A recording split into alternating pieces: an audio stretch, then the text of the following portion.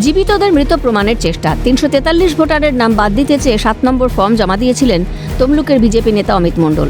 তথ্যে অসঙ্গতি থাকায় তাঁর ঠাঁই হল শ্রীঘরে। প্রাক্তন সাংসদ তথা বিজেপি নেতা দিব্যেন্দু অধিকারীর নেতৃত্বে তমলুক থানায় বিক্ষোভ দেখায় বিজেপি নেতাকর্মীরা। তাদের দাবি, অমিত মণ্ডল রাজনীতির শিকার, নিশানায় শাসক দল। 7 দিন রিমান্ড নিয়েছেন, নিতে পারেন। 7 দিন ডাল ভাত খেয়ে যখন বেরোবে, গলায় মালা পরে, তখন তমলুকের মানুষ আরও উজ্জীবিত হবে। ভারতীয় জনতা পার্টি মরে যায়নি।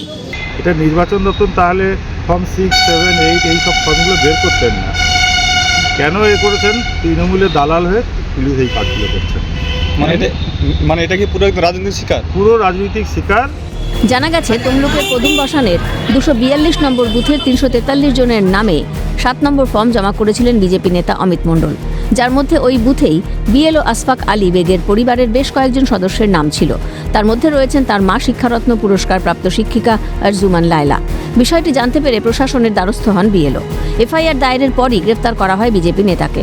সোমবার ধৃতকে পূর্ব মেদিনীপুরের জেলা আদালতে তোলা হলে 7 দিনের পুলিশি হেফাজতের নির্দেশ দেন বিচারক। সুতরাং যারা বেঁচে আছেন এবং অথেন্টিক সিটিজেন তাদের নামে ফর্ম 7 অ্যাপ্লাই করার জন্য আমি একজন যে বিশেষ ব্যক্তি করেছেন এটা, তিনি অন্যায়ভাবেই করেছেন, এটা পরিষ্কার একদম। সেই জন্য আমি তাদের প্রোটেকশনের জন্য এবং নিজের প্রোটেকশনের জন্য আমি থানায় একটা এফআইআর করি। আমরা এই এলাকার মানুষের কাছে আবেদন জানাবো যে বিজেপির নেতাদের চরিত্র মানসিকতা দেখুন। তবে প্রশ্ন, যে বুথে 343 জনের নাম বাদ দিতে চেয়েছিলেন অভিযুক্ত, সেই বুথ থেকে তার বাড়ি প্রায় 12 কিলোমিটার দূরে। কিসের ভিত্তিতে ফর্ম 7 দাখিল করলেন তিনি? উত্তর খুঁজছে জেলা প্রশাসন। তবে বিষয়টি সামনে আসতে সরগরম রাজ্য রাজনীতি, শুরু বিতর্ক। বেআইনিভাবে গ্রেফতার করা হয়েছে দাবি করে আদালতের দ্বারস্থ হওয়ার হুঁশিয়ারি রাজ্যের বিরোধী দলনেতা শুভেন্দু অধিকারীর। ফর্ম 7 জমা দিলে তদন্ত করার দায়িত্ব এই ইয়ারোর তৃণমূলের নয়।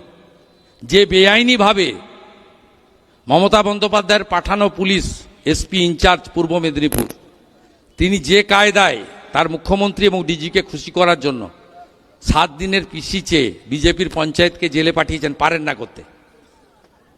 এটা আরপি অ্যাক্টের আওতায় আসে, বিএনএস এর আওতায় আসে না।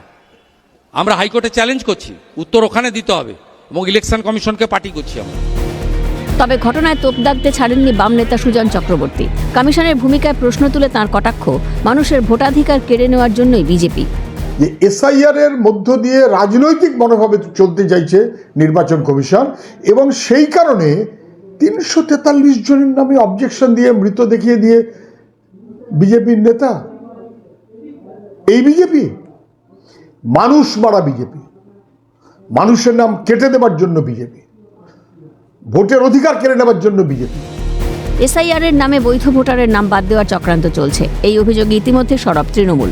সুর চড়িয়েছেন খোদ মুখ্যমন্ত্রী মমতা বন্দ্যোপাধ্যায়। সেই অভিযোগেই পড়ল শিলমোহর। পূর্ব মেদিনীপুরের তমলুক থেকে জাহাঙ্গীর বাদশার রিপোর্ট, ক্যালকাটা নিউজ।